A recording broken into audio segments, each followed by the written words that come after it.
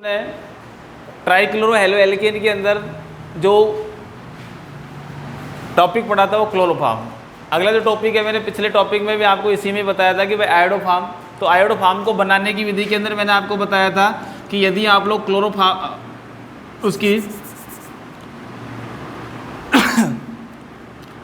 Ethyl alcohol कहने का मतलब सबसे पहले बनाने की जो विधि है NaOI के साथ।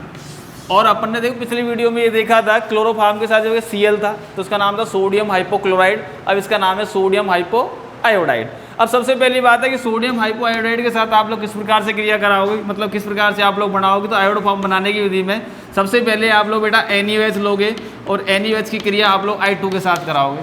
जब I2 के साथ कराएंगे तो यहाँ पर आपको दो अणु लेने तो आपका पहला जो उत्पाद है वो बनाना sodium hypo iodide plus NaI और प्लस आप क्या बना दोगे बेटा H2O।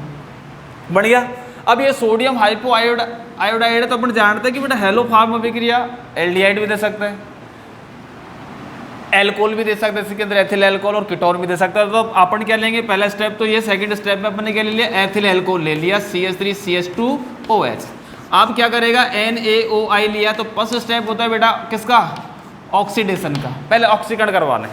जब ऑक्सीकरण कराओगे तो यहाँ से एक H लेना, यहाँ से एक H लेना और यहाँ से O ले लेना तो आपका जल का अणु बाहर निकल गया। तो ये क्या बच गया CH3CHO।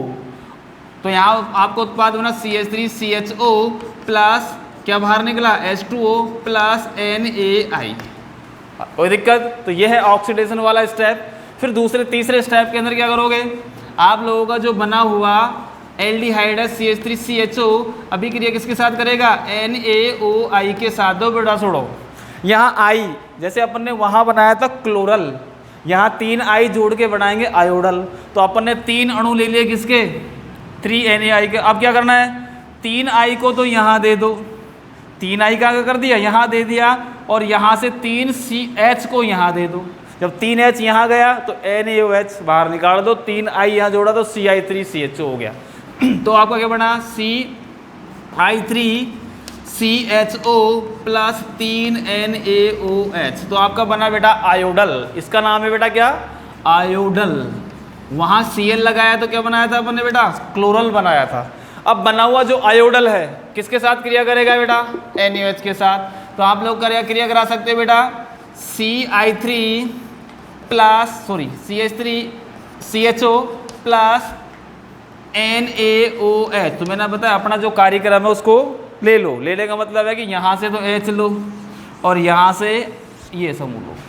अपना बन गया यौगिक, ये बन गया HCOO, सोडियम फॉर्मेट बाहर निकाल देना और सोडियम फॉर्मेट बाहर निकालो CHI3 प्लस HCOO और यहाँ पर आपने क्या बनाओ प्लस करके ये यौगिक बाहर निकाल देना CH3CH1ONA, सोडियम फॉर्मेट बाहर प्लस करके। तो ये है बेटा आयोडोफॉर्म बनाने की विधि है, बिल्कुल सरल सी विधि है, ऐसा कोई दिक्कत नहीं है। यदि आप लोग सुनो Br2 लो और ये लोगे तो NaOBr, सोडियम हाइपोब्रोमाइड, फिर क्रिया कराओगे तो यहाँ पर I के स्थान पर Br जोड़ दोगा तो बन जाएगा ब्रोमोफार्म। ठीक है बेटा, फ्लोरोफार्म कभी नहीं बनता क्योंकि रिएक्टिविटी इसकी सबसे अधिक होती है किसकी, फ्लोरीन की। तो एक तो बेटा बनाने की ये विधि हो गई। अब बात यह कि आयोडीन के कुछ भौतिक गुणधर्मों की बात करेंगे। आयोडीन के भौतिक गुणधर्मों की बात करें तो आयोडीन जो होती है बेटा जल में क्या होती है बेटा, फर्स्ट काम है जल में होती है एविलेज, परंतु कार्बनिक विलायक जैसे बेंजीन है, ईथर है, क्लोरोफॉर्म है, एल्कोहल है, इन सब में पूर्ण रूप से विलय होती है। दूसरी बात ये जल में एविलय। तीसरी बात है इसका जो क्वथनांक होता है 392 केल्विन होता है। कितना होता है, 392 केल्विन। अगली बात, जब आप लोग इसको वायु में खुला छोड़ दोगे तो ये बेटा I2 को क्या करती है, बाहर निकाल देती है। और I2 निकलने के कारण ही, आयोडीन के कारण ही इसके जो गुणधर्म है मुख्य रूप से एक तो एंटीसेप्टिक अर्थात ये प्रतिरोधी का और रोगाणुनाशी दोनों का क्या करती है बेटा, कार्य करती है। तीसरी बात यहाँ पर अपन कह सकते हैं कि जो अशुद्ध हो या शुद्ध हो, अशुद्ध आयोडोफॉर्म हो या शुद्ध आयोडोफॉर्म हो, ये AgNO3 के साथ AgI का क्या करती है बेटा, गहरा पीला अवक्षेप अवक्षेप का मतलब ध्यान रख लेना कि टेस्ट ट्यूब के अंदर जब आप लोग क्या करोगे बेटा, यहाँ पर मान के चलो आपके पास CHI3 है और इसके अंदर आप लोगों ने 2-4 बूंदें किसकी डाली, AgNO3 की डाली। डालने के बाद देखोगे तो यहाँ पर जो जम जाता है ना नीचे की तरफ, इसको अवक्षेप बोलते हैं। ये नहीं कलर को अवक्षेप कभी नहीं बोला जाता। और अपनी लैब के अंदर एक मशीन होती है जिसको बोलोगे सेंट्रीफ्यूगल मशीन, जिस पर घुमाया जाता है और घुमाते हैं तो नीचे कोई भी पदार्थ जो जमता है ना, उसी को अवक्षेप या PPT बोला जाता है। तो ध्यान रख लेना, आयोडोफार्म शुद्ध हो या अशुद्ध हो, AgNO3 के साथ पीला अवक्षेप देगा। क्लोरोफार्म शुद्ध अवस्था में है तो AgNO3 के साथ AgCl का श्वेता अवक्षेप नहीं देगा। और यदि ये अशुद्ध क्लोरोफार्म है तो वायु के साथ क्रिया करके HCl बनाएगा और AgCl का श्वेता अवक्षेप देगा। कब? जब ये क्लोरोफार्म हो। तो ये था बेटा सिस्टम आप लोगों का आयोडोफार्म का। गुणधर्मों की बात करो तो मुख्य रूप से आयोडोफार्म का जो गुणधर्म है एंटीसेप्टिक के रूप में, जिसको टिंचर आयोडीन भी आप लोग क्या करोगे, बोलोगे। रासायनिक गुणधर्म के अंदर आप देख सकते हैं बेटा CHI3 के जो मैं पिछले उसमें देखा, यदि आप Ag चूर्ण के साथ इसकी अभिक्रिया करा रहे हो, किसके साथ करा रहे हो, Ag। अब सुनो कितने, 1 Ag लेना है, 2 Ag लेना, यहाँ पर I लेना, AgI बाहर निकाल देना और आपका जो उत्पाद बनेगा CH ट्रिपल बंद CH प्लस 6 Ag, जो पिछले वाले में सिस्टम में समझ में आ गया होगा आपको। फिर यहाँ पर किसके साथ अभिक्रिया करा रहे हो, AgNO3 के साथ। तो AgI का कौन सा अवक्षेप आएगा बेटा, ये आपका पीला अवक्षेप आएगा, इसको कोई रोकने वाला नहीं है। अब यदि आप लोग Fe प्लस H2O के साथ इसका क्या करा रहे हो, एक तरह से अपचयन करा रहे हो, तो आपका CH2Cl2 बनेगा। क्या बनेगा, CH2Cl2 बनेगा। फिर यदि अपन बात करें कि यहाँ पर एक अभिक्रिया जिसका नाम है राइमर टिमान अभिक्रिया भी है, और एक अभिक्रिया है जिसका नाम है बेटा आइसोसाइनाइड परीक्षण या कार्बिल एमीन अभिक्रिया। तो मैं क्लोरोफार्म को भी साथ में लेते हुए उस अभिक्रिया का यहाँ पर थोड़ा सा जिक्र करूँगा, तो आप ध्यान रख लेना, ये तो सामान्य सी अभिक्रियाएँ हैं। तो यहाँ पर ये प्लस एल्कोहलिक QH, क्या लोगे, एल्कोहलिक QH लोगे तो आपको उत्पाद बनेगा बेटा, और प्लस आप लोगे RNH2, क्या है RNH2, प्राथमिक एमीन लोगे तो RNC का निर्माण है जिसका नाम है बेटा आइसोसाइनाइड। क्या है, एल्किल आइसोसाइनाइड। और एल्किल आइसोसाइनाइड की एक जो गंध होती है ना बेटा, आप लोग जब लैब में काम करोगे 12th क्लास के अंदर, तो लैब में बेटा इस परीक्षण को करना पड़ता है। इसके अंदर एक असहनीय गंध आती है, बहुत बुरी गंध आती है कि लैब में रुक भी नहीं सकते। तो यह है बेटा एल्किल आइसोसाइनाइड अर्थात आइसोसाइनाइड परीक्षण, जिसको कार्बिल एमीन अभिक्रिया के नाम से भी जाना जाएगा। तो अब वैसे इसके अंदर जो मैं टॉपिक डालूंगा वो है बेटा कार्बिल एमीन अभिक्रिया आइसोसाइनाइड परीक्षण। क्लोरोफार्म में भी है और आयोडोफार्म में भी है, पीछे की तरफ क्लोरोफार्म में है ये। तो विधि का नाम बेटा कार्बिल एमीन अभिक्रिया, या हम कह सकते हैं आइसोसाइनाइड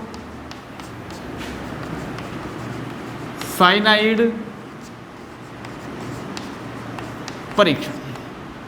ठीक है, तो यहाँ पर क्लोरोफार्म की बात सुनो बेटा। जब क्या करना है आपको, क्लोरोफार्म CHCl3 की क्रिया किसके साथ करा रहे हो, एल्कोहलिक KOH। ढूंढना बेटा आप लोग कितने Cl हैं, 3, तो 3 Cl के साथ में 3 KOH ले लेना। ये OH, ये KOH, और ये कौन सा है,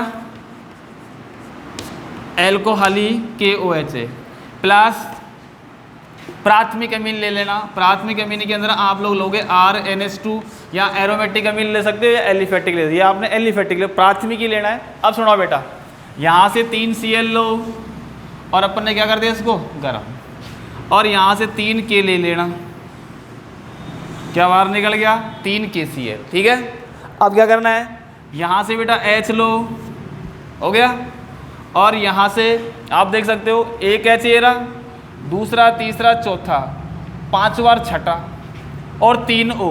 यहाँ से एक H लगा के और ये पूरा समूह ले लो, और ये भी ले लो।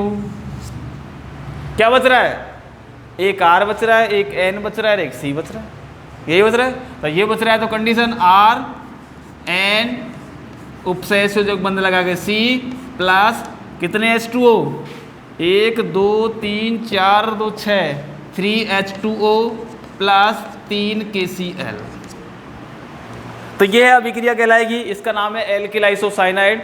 और इस एल्किल आइसोसाइनाइड की कहते हैं बेटा एक तीक्ष्ण गंध आती है, असहनीय गंध आती है, इसलिए इस अभिक्रिया को कार्बिल एमीन अभिक्रिया या आइसोसाइनाइड परीक्षण के नाम से जाना जाता है। यदि आप लोग ये तो एलिफेटिक की है, अपन एरोमेटिक लेना चाहें जैसे या करके अपने ArNH2 ले लिया, ArNH2 का मतलब है एनिलीन ले लिया, C6H5NH2 ले लिया, तो यहाँ पर इसके स्थान पे क्या बन जाएगा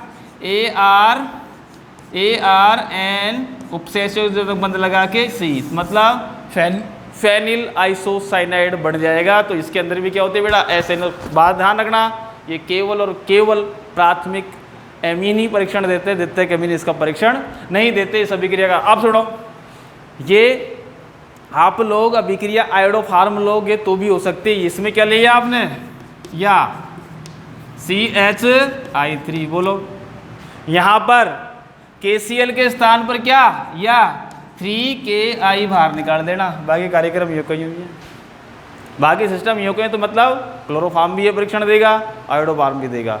अब क्रिया कराओ, तो जब ये लिया तो KCl बाहर निकाल देना, जब ये लिया तो 3Ki बाहर निकाल देना, RNC बनेगा। और NC क्या है बेटा, आइसोसाइनाइड। तो इस अभिक्रिया का नाम है कार्बिल एमीन अभिक्रिया।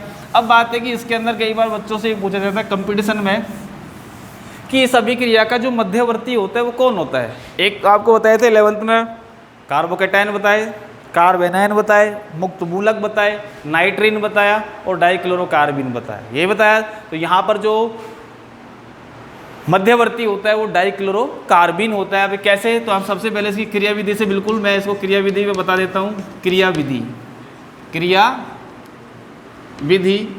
मैकेनिज्म लें। आपका क्षार कौन सा है, KOH। क्या करोगे बेटा, इसको K++ OH- में टूटोगे, ठीक है। स्टेप नंबर पहला। सेकंड स्टेप में क्या करना है, क्या लिया आपने बेटा, क्लोरोफार्म लिया, और क्लोरोफार्म की क्रिया किसके साथ कराई, OH- के साथ कराई। अब यहाँ से H लेना, H लेगा तो यहाँ पर ये माइनस छोड़ के जाएगा, तो आपका बनेगा CC, ये H ले लेना, CCl3, ये बंद लगा दो, प्लस आप लोग क्या करनी है बेटा, H2 हो गया। ये जो स्पीसीज होती है बहुत क्रियाशील होती है, ये अपने आपको स्थायित्व प्राप्त करने के लिए यहाँ से क्या छोड़ेगा, Cl- को। तो थर्ड स्टेप करेंगे तो CCl3 1 2 और ये ऋणावेश, ये लगाने की आवश्यकता है, ऋणावेश लगा कोई दिक्कत नहीं है। अब क्या करना है, यहाँ से माइनस क्या करना है, Cl- निकालो तो क्या बच रहा, अरे क्या बचा, CCl2। अब CCl2 का नाम क्या है, क्या नाम है इसका, डाइक्लोरोकार्बिन, बढ़ेगा डाइक्लोरोकार्बिन। अब डाइक्लोरोकार्बिन क्या है, एक अभिक्रिया का मध्यवर्ती होता है। 5-6 मध्यवर्ती बताए थे मैंने, 5 आपको, मुक्त मूलक, कार्बोकेटाइन, कार्बेनाइन, नाइट्रीन और डाइक्लोरोकार्बिन। अब ये बना हुआ कार्बिन थर्ड स्टेप के अंदर क्या करेगा, क्या ले रहे हो अपन, RNH2, क्या है ये, प्राथमिक एमीन है, CCl2 1 2। आई बात समझ में, कुछ नहीं, शॉर्ट रूप में H और यहाँ से दोनों C है, क्या है, RNC हो गया। तो बाहर निकालोगे बेटा, RN+C प्लस HCl बाहर निकाल देना, काम ठीक है, क्योंकि K से KCl बन जाएगा, HCl बनता नहीं, लेकिन आप लोग शॉर्ट रूप में HCl निकाल दो, इसका नाम होगा एल्किल आइसोसाइनाइड। तो एक तरह से विधि ध्यान रखना, ये इंपॉर्टेंट कि इस अभिक्रिया का मध्यवर्ती क्या है, डाइक्लोरोकार्बिन। फिर अगली जो अभिक्रिया है बेटा, एक अभिक्रिया और है जिसका नाम है फिनॉल के साथ अभिक्रिया है। और फिनॉल के साथ अभिक्रिया जब कराओगे तो यौगिक बनता है जिसका नाम है सैलिसिलिक एल्डिहाइड। जैसे कि आगे है बेटा, क्लोरोफार्म में देखो तो यहाँ पर अगली विधि है क्लोरोफार्म के फिनॉल के साथ अभिक्रिया, प्लस आप अभिक्रिया कराओगे CHCl3 के साथ, या फिर आप लोग गैस के साथ करा सकते हो, CHI3 के साथ। फिर वही प्लस करके KOH ले लेना, कितने KOH लोगे, 3 KOH ले लेना। 3 KOH को इस प्रकार से लिखो बेटा, KOH plus KOH plus KOH। यहाँ पर OH समूह का कौन सा प्रभाव है, +R प्रभाव, पीछे की तरफ आएगा। ये और तो पैरा निर्देशकारी है, एक तरह से एक इलेक्ट्रॉन इसलिए प्रतिस्थापन अभिक्रिया होगी, तो इसके अंदर जो उत्पाद मध्यवर्ती बनता है वो भी डाइक्लोरोकार्बिन ही बनेगा, इस चीज़ को ध्यान रखना। तो यहाँ आपने H ले रखा है, H। अब यहाँ देखो 3 Cl 3 KCl हो गया बेटा। यहाँ से एक H लो, एक H ले लिया ये वाला, फिर यहाँ से यहाँ तक ले लो, कितने H आएगा, 1 2 3 और ये 4 हो गया। क्या बच रहा है, CH और O रहेगा बीच का, तो ये बनेगा सैलिसिलिक एल्डिहाइड, जिसको बोलोगे आप लोग 2 hydroxy benzaldehyde plus 3 KCl plus 2 H2O बाहर निकाल देना। इसको बोलेंगे जैसे फार्मिलीकरण अभिक्रिया है, कौन सी है बेटा, ट्राइमर-टिमान फार्मिलीकरण अभिक्रिया, जो फिनोल वाले पार्ट में भी आएगी, कार्बिलैमिन अभिक्रिया 13वें पार्ट में भी आएगी। तो ये अभिक्रिया वापस आती रहती है। आप ध्यान रख लेना, क्लोरोफॉर्म के स्थान पर यदि आयोडोफॉर्म लिया तो बस KI बाहर निकाल देना, बाकी सिस्टम यूँ का यूँ चलेगा। फिर ये तो थी बेटा आप लोगों की एक तरह से क्लोरोफॉर्म की, और यहाँ पर इम्पॉर्टेंट है क्लोरोफॉर्म की क्लोरोटोन का निर्माण और एक क्लोरोपिक्रीन का निर्माण। क्लोरोटोन क्या है, निद्राकारी औषधि, और क्लोरोपिक्रीन क्या है एक बेटा, कौन सी है, एक कीटनाशक पदार्थ है जिसका इस्तेमाल अश्रु गैस या फिर वार गैस में भी इसका किया जाता है। तो ये टॉपिक था बेटा आप लोगों का आयोडोफॉर्म और क्लोरोफॉर्म का। अब यहाँ पर अगला जो टॉपिक बनेगा, टॉपिक है बेटा आप लोगों का टेट्रा हेलो एल्केन। और टेट्रा हेलो एल्केन के अंदर आपका जो यौगिक है वो है बेटा CCl4, और CCl4 को बोलोगे बेटा आप लोग कार्बन टेट्रा क्लोराइड, सामान्य नाम, आयुर्वेदिक नाम है बेटा टेट्रा क्लोरो मैथिन, और व्यापारिक नाम जो है, व्यापारिक नाम कौन सा नाम, व्यापारिक नाम है पायरीन। पायरीन मतलब इस गैस का इस्तेमाल किया जाता है बेटा आग बुझाने में, आग बुझाने में करने के कारण इसका नाम क्या है, पायरीन। अब बात है कि बनाने की विधि, बनाने की पहली विधि, और पहली विधि के अंदर आप लगेंगे CH4 के क्लोरीनीकरण से। CH4 के क्या कराओगे बेटा, क्लोरीनीकरण से। तो सीधा सिस्टम बनाओ या फिर अलग अलग पद में आपको पहले ही बता चुके बहुत बार। तो CH4 प्लस Cl2, पराबैंगनी प्रकाश की उपस्थिति, पहला बनेगा CHCl3 और माइनस क्या निकलेगा HCl, फिर वापस CHCl3 प्लस Cl2 माइनस क्या निकलेगा HCl, क्या बनेगा CH2Cl2, फिर वापस CH2Cl2 प्लस Cl2 माइनस क्या निकालोगे HCl, क्या बनेगा CHCl3 क्लोरोफॉर्म। फिर बना हुआ क्लोरोफॉर्म क्रिया किसके साथ क्रिया करेगा, Cl2 के साथ, और माइनस क्या निकाल दोगे HCl, और आपका उत्पाद बनेगा कार्बन टेट्रा क्लोराइड, जिसका नाम है बेटा chloroform, sorry carbon tetra chloro methane. तो ये निष्क्रिय यौगिक होता है जो जल में क्या रहेगा बेटा अविलेय, क्योंकि जानते हैं ये अध्रुवीय विलायक है। CCl4 जल में क्या रहता है अध्रुवीय, आग के साथ, मतलब आग के साथ ये कोई क्रिया नहीं करता, निष्क्रिय होता है, जिसके कारण इसका उपयोग जो होता है मुख्य रूप से आग बुझाने में किया जाता है। और आग बुझाने के कारण इसका जो व्यापारिक नाम है वो क्या है बेटा पायरीन है। तो इस चीज़ को ध्यान रख लेना। कार्बन टेट्रा क्लोराइड आपका कौन सा है बेटा, ये एक तरह से टेट्रा हेलो एल्केन है।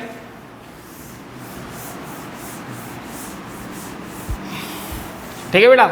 अब इसके अपन रासायनिक गुणधर्मों की बात करेंगे। तो रासायनिक गुणधर्म के अंदर मुख्य रूप से एक अभिक्रिया है जिसका नाम है बेटा कार्बोक्सिलीकरण। कार्बोक्सिलीकरण जिसको बोलेंगे राइमर टिमान कार्बोक्सिलीकरण, राइमर टिमान कार्बोक्सिलीकरण अभिक्रिया, जिसके अंदर सैलिसिलिक अम्ल का निर्माण होगा। अब यहाँ पर सैलिसिलिक अम्ल मतलब जो फिनॉल की क्रिया, जो फिनॉल है, फिनॉल के साथ ही क्रिया है बेटा। जब फिनॉल की क्रिया CCl4 के साथ कराओगे, किसके साथ कराओगे CCl4 के साथ एल्कोहलिक KOH की उपस्थिति में, कितने KOH लेने हैं अपन को 4 लेने हैं। आप 4 क्यों ले रहे हैं, 4 Cl के कारण। क्लोरोफॉर्म में 3 थे इसलिए 3 लिए थे, प्लस KOH प्लस KOH, कितने Cl, ये लो, ये KCl बाहर निकाल दो बेटा, हो गया। अपना H दिखाई दे रहा है, यहाँ पे H दिखाई दे रहा है, H दिखाई दे रहा है। तो देखो एक H, दूसरा, तीसरा, चौथा और पांचवा, अपन को 4 की जरूरत है।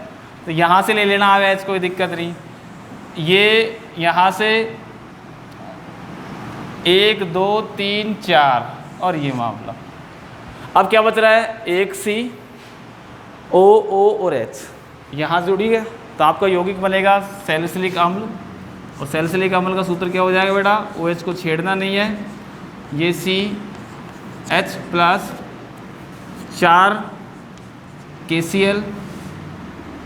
KCl प्लस 2H2, तो नाम होगा इसका सैलिसिलिक अम्ल सामान्य नाम, और आईयूपीएसी नाम नंबर 1, नंबर 2, नंबर 3, 4, 5 और 6 2 हाइड्रोक्सी बेंजोइक अम्ल इसका आईयूपीएसी नाम रहेगा। तो ये जो अभिक्रिया है मुख्य रूप से CCl4 की है। अब CCl4 में यहाँ पे आप लोग अगली अभिक्रिया जो कराओगे HF के साथ, और HF के साथ जब क्रिया कराते हैं तो फ्रीऑन का निर्माण होता है। किसका निर्माण होता है बेटा, फ्रीऑन। अब फ्रीऑन का निर्माण है, तो मैं ये टॉपिक है बेटा, इसको मैं यहीं ख़त्म कर देता हूँ। फ्रीऑन क्या होते हैं सबके सब पूरा का पूरा मामला आ जाएगा इसके अंदर।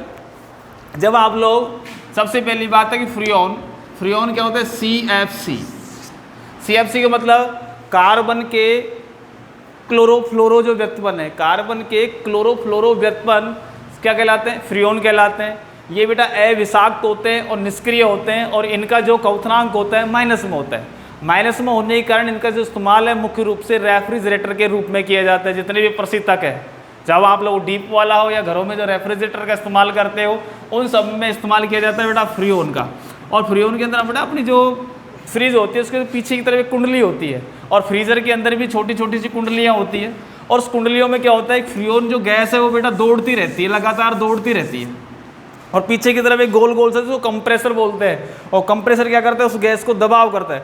अब बात ये समझने की, जो दाब लगेगा तो उस कंडीशन के अंदर इसका जो उबलने का पॉइंट है वो बेटा माइनस में होता है। गाइम होता है माइनस में, और माइनस में होने के कारण हमारा जो रेफ्रिजरेटर है, उसका फ्रीजर है, वो ठंडा रहता है। समझ भाई। तो अब ये मुख्य रूप से आप और भी अच्छी तरह से बात जानते हो कि फ्रीऑन हमारी ओजोन परत का दुश्मन है, और फ्रीऑन ही मुख्य रूप से कार्बन के जो क्लोरोफ्लोरो व्युत्पन्न है वो ओजोन परत का क्या करते हैं बेटा, अपक्षय करते हैं। अपक्षय कैसे करते हैं वो अपन बाद में बात करें। तो सबसे पहली बात है फ्रीऑन किसे कहते हैं, तो फ्रीऑन का मतलब है कार्बन के क्लोरोफ्लोरो व्युत्पन्नों को फ्रीऑन कहते हैं। अब बनाने की विधि के अंदर यदि आप लोग CCl4 की अभिक्रिया HF के साथ कराओ, उपस्थिति होगी बेटा SbCl5 की। SbCl5 का नाम है, क्या नाम है बेटा, एंटीमनी पेंटाक्लोराइड है। जब क्रिया कराओगे तो उस कंडीशन के अंदर बेटा देखो, आप 2 HF लेना, तो देखो यहाँ से 2 Cl बाहर निकालना, 2 F जोड़ना, क्या बचा C, ठीक है। अरे 2 Cl निकालो, CCl2 और F2 प्लस 2HCl, ठीक है। एक तो विधि ये हो गई। दूसरी विधि हो गई C2H6 प्लस, मैं यहाँ ले रहा हूँ बेटा 4 HF ले रहा हूँ, 4 HF, CCl2, ठीक है, CCl6 सॉरी, CCl2 क्यों करेंगे, CCl6 ले लिया, एथेन का पर क्लोरो व्युत्पन्न होगा, पूरे के पूरे Cl निकालना है। अब आपको 4 Cl बाहर निकालो और 4 F को यहाँ पर जोड़ना है। क्या निकालना है, उपस्थिति किसकी होगी, वही SbCl5 की। तो C2 क्या बच गया बेटा, कितने Cl बच गए, 2 बच गए, तो CCl2 और F कितने रह गए हमारे, 4 रह गए, प्लस क्या बाहर निकल गया बेटा, 4 HCl बाहर निकल गया। तो बेटा पहली बात सुन लो, मोटी सी बात, कार्बन के क्लोरोफ्लोरो व्युत्पन्नों को फ्रीऑन कहते हैं। कार्बन CFC को क्या बोलेंगे, फ्रीऑन। असंचारक प्रकृति के होते हैं, निष्क्रिय होते हैं, इनका जो क्वथनांक होता है बेटा माइनस में होता है, जिसके कारण इसका इस्तेमाल किस में किया जाता है बेटा, प्रतिशीतक के रूप में इसका इस्तेमाल किया जाता है। और प्रतिशीतक के रूप में इस्तेमाल करोगे तो आप लोग देख सकते हो। अब बात यह है कि बेटा इंपॉर्टेंट बात यह है कि यहाँ सबसे पहली बात, दूसरा जो टॉपिक बढ़ता है इसके अंदर मैं इसी में बता देता हूँ, फ्रीऑन का नामकरण। थोड़ा सा इस चीज़ को ध्यान रखना, फ्रीऑन का नामकरण। फ्रीऑन का जो नामकरण है बेटा, फ्रीऑन का नामकरण जो है X, Y, Z से करते हैं, इस चीज़ को ध्यान रखो। फ्रियोन का नामकरण एक्स वाई जेड से करते हैं। अब एक्स वाई जेड की बात करें तो एक्स बराबर, यहां पर एक्स बराबर बेटा कार्बन, एक्स बराबर कार्बन की संख्या, किसकी संख्या बेटा? कार्बन की संख्या। और कार्बन की संख्या को हमेशा C-1 करोगे। अब C-1 का मतलब समझो, कितने कार्बन है? एक। अब एक में एक है तो मैं बोल रहा हूँ C-1, तो C-1 का मतलब एक में से एक गया तो 0, तो मतलब यहां पर C का मान नहीं रखना। अरे क्या, इसका मान आपको नहीं रखना। हाँ, यहां पर x का मतलब कार्बन की संख्या, और कार्बन की संख्या को C-1 बोलोगे। ठीक है बेटा। y बराबर बेटा H की संख्या, अथवा H परमाणु की संख्या। अब सुना था आपने तो साहब इसमें H तो है ही नहीं, यहाँ रूल्स है। रूल्स का मतलब H परमाणु की संख्या, और H परमाणु की संख्या को आप लोग हमेशा +1 करोगे। क्या करोगे? +1। देखो, अरे क्या है यहाँ पर H है क्या? नहीं है, एक आएगा। समझ में आ गई? तो ये तो लिखना ही है, तो हमारा ठेका हो गया। अब यहाँ पर जैसे कार्बन 0 आएगा, लेकिन यहाँ पर 2 है कार्बन, तो इसलिए 1 आएगा। अब यहाँ पर अगला क्या है? जेड। और जेड बराबर क्या है बेटा? एफ परमाणु की संख्या, एफ परमाणु की संख्या। अब एफ परमाणु की संख्या जितनी है वो ही लिख देना। अब देखो इसका नामकरण तो सी का संख्या 0। अरे सी की संख्या 0, एच तो 1 लिखना ही है, इसका कोई वो नहीं है। एफ कितने हैं? 2, ये 2, तो इसका नाम है बेटा क्या? इसका नाम होगा फ्रियोन 12। क्या नाम होगा इसका? अरे Cl कितने भी हो, कोई लेना देना नहीं है, F से मतलब है। इधर आ जाओ, इधर आओ। C-1 का मतलब 1। ठीक है, और 1 हो गया। H का ठेका ही है परमानेंट ठेका है, तो फिर लगा दिया 1। अब F देख ले बेटा, F कितना? 4। फ्रियोन 114। नाम क्या रहेगा? तो बेटा आपकी पट्टे पुस्तक में 12, 13, 11, 12, तो 12, 13, 11 इस प्रकार से। अब साहब तुम कहोगे साहब Cl की संख्या जब आप लोग उल्टे पुल्टे बनाओ तो Cl की संख्या उस हिसाब से लगाना कि संयोजकता 4 रहे कार्बन की, ना कि साहब मैं तो चेप दिया 3। साहब यहाँ की जरूरत को नामकरण तो वही आने वाला है। कई बार कहते हैं भाई हाँ भाई ऐसे कैसे होने वाला। तो ये बेटा फ्रियोन है, और फ्रियोन के अंदर बेटा कार्बन के क्लोरोफ्लोरो जो व्युत्पन्न है वो क्या कहलाएंगे? कार्बन के क्लोरोफ्लोरो व्युत्पन्न फ्रियोन कहलाते हैं। और उनका नामकरण आप किस प्रकार से करोगे, उस हिसाब से एक सारणी टाइप में बना लेते हैं ताकि आपको और समझ में आ जाए। और आपके एग्जाम्पल भी ले लेंगे इनका नाम। यहाँ पर ये फ्रियोन क्या कर दिया? फ्रियोन कर दिया। यहाँ पर x, यहाँ पर y और यहाँ पर z। ठीक, अपन केवल फ्रियोन लिख रहे हैं यहाँ पे। फ्रियोन की वजह से सूत्र लिखेंगे, फ्रियोन का सूत्र लिखेंगे, और यहाँ पर अपन इसका नाम लिखेंगे जो IUPAC। जैसे पहला CF2Cl2 नंबर 1 अपनी तरफ से लिख रहे हैं अपन।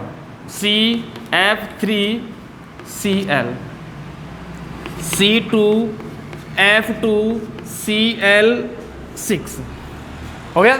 अपनी तरफ से मार रहे हैं लंगीडे, कोई दिक्कत नहीं है। C2F6 4Cl2,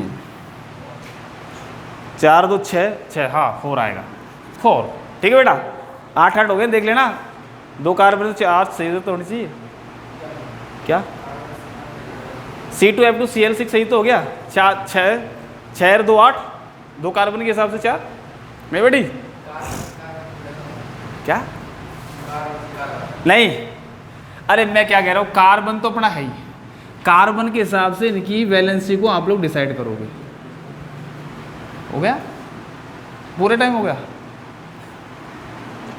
कार्बन को रहने दो, कार्बन की वैलेंसी सुन लो बेटा। 2 और 2 4 क्लियर, 3 और 1 4 क्लियर, 8 संयोजकता प्लस की, 2 और 6 माइनस की, 4 4 8। ये कह रहा हूँ मैं, वहाँ नहीं मत देखे, उनमें मत देखेगा। एग्जाम्पलों में देखेगा तो वही चीज आएगी, अलग नहीं आने वाला। अब देखो इधर, x का मतलब C-1, y का मतलब +1, और z का मतलब f की संख्या। हाँ जी बेटा, क्या आएगा? 0, अरे सही है, 0 सही है, 1 सही है, 1 आया कि नहीं। यहाँ आ जाओ, 1 1 1 1 बोलो है। F देखो 2 3 2 4, ठीक है। यहाँ पर फ्री ऑन देखो इधर 12, फ्री ऑन 13, फ्री ऑन 112 और फ्री ऑन 114 बोलो। तो इस प्रकार से आप लोग इनका आप लोग नामकरण कर सकते हैं, ये सरल सा काम है बेटा, ठीक है। और आगे कोई दिक्कत नहीं है तो अगले टॉपिक में फिर अपन वापस इसको और समझा देंगे। धन्यवाद।